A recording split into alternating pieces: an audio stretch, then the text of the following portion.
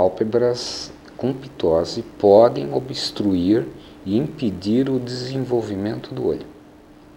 O cérebro se desenvolve sobremaneira nos primeiros 2 anos de vida e o olho também. Então, um olho obstruído, ele vai se tornar incapaz de captar as imagens quando não devidamente estimulado. E a pálpebra pode ser um empecilho para esse desenvolvimento. Então, quando se fala em pitose, essa é a primeira preocupação do oftalmologista. A criança, ela tem que ser devidamente avaliada por oftalmologistas que são especialistas em crianças, os oftalmopediatras.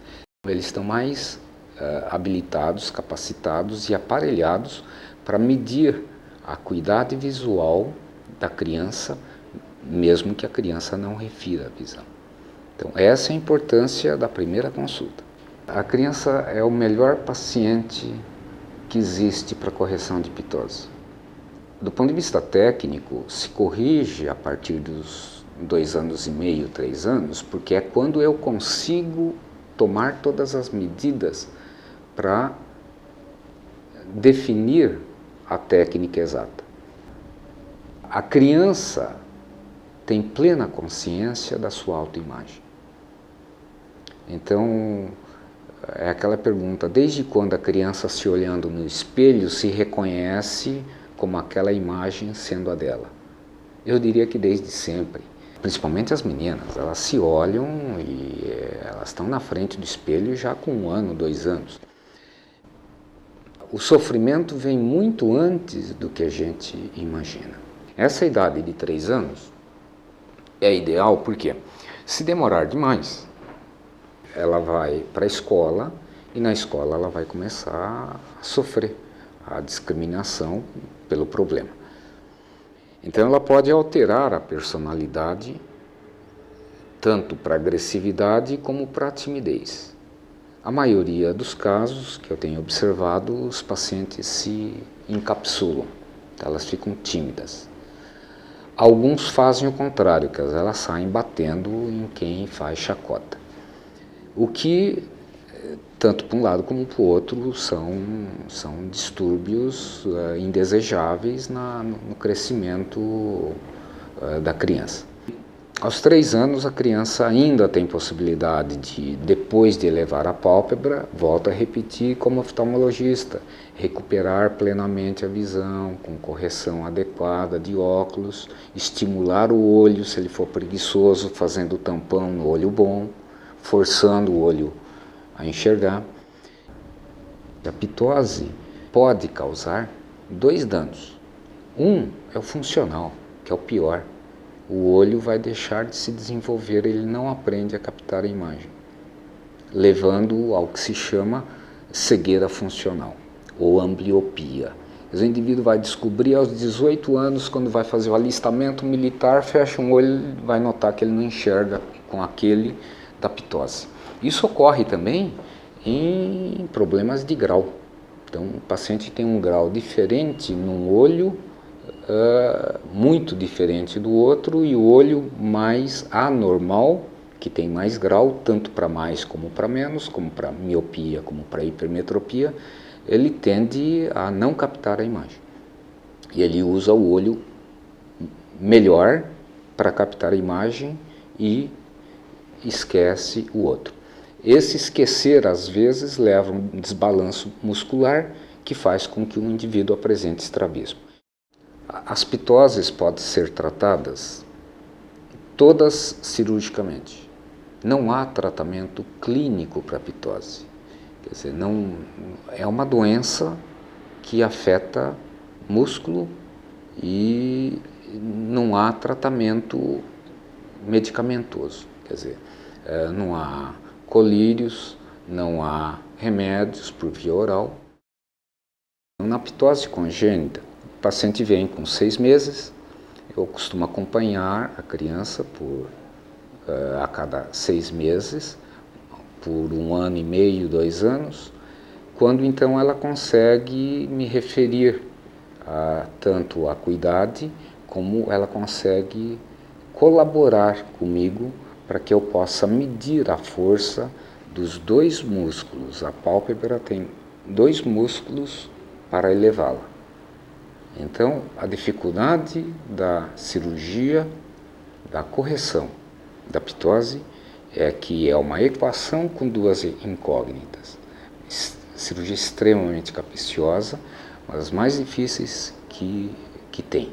E realmente testa a minha humildade. Fazendo essa cirurgia por mais de 30 anos, eu costumo falar nas minhas aulas, eu vou morrer sem ter certeza de que eu acertei. Então o paciente vem, doutor, o senhor me dá garantia de 100%? Não, eu tenho que passar todas as minhas inseguranças em relação a uma certa imprevisibilidade de resultado da correção. Nem sempre se acerta em 100% dos casos na primeira cirurgia. Então você às vezes tem que fazer um ajuste. Geralmente o ajuste é para mais, né? Porque o olho fica um pouquinho mais baixo. Por quê? Porque nós estamos falando em milímetros. 2 milímetros é suficiente para a ptose ser aparente. A abertura da pálpebra não chega a 1 centímetro, é 9 milímetros. Quer dizer, uma pálpebra que tem uma ptose e uma abertura de 6, então a ptose em torno de 3 milímetros em relação ao outro olho. Essa é uma ptose já severa.